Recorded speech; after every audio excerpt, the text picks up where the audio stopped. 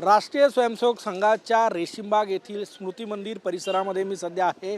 याच परिसरामध्ये रेडिएशनची धमकी जी आहे ती निनावी पत्राने नागपूर पोलीस आयुक्त रवींद्र कुमार सिंगल यांना पत्र पाठवून देण्यात आली होती। त्यानंतर नागपूर ATHच्या टीमनं त्यासोबतच नागपूर पोलिसांच्या टीमनं संपूर्ण परिसराची तपासणी म्हणजे संघ मुख्यालयाची पाहणी केली, तपासणी केली आणि इथली पण म्हणजे स्मृती भवन परिसराची पण पाहणी केली आणि यात काहीही आढळून आलेलं नाही असं पोलिसांना निष्पन्न झालेलं आहे। त्यानंतर पोलिसांची टीम या संपूर्ण परिसरातून गेलेली आहे।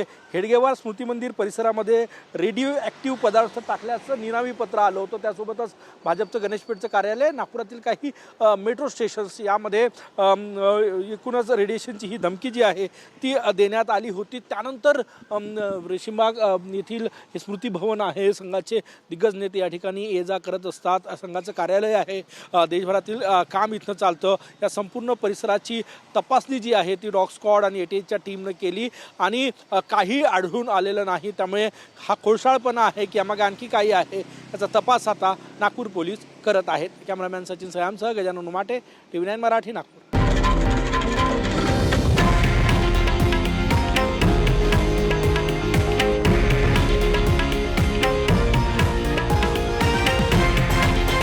हे आहे देशातील नंबर 1 न्यूज नेटवर्क आणि आपण पाहत आहात TV9 मराठी, एकमेव।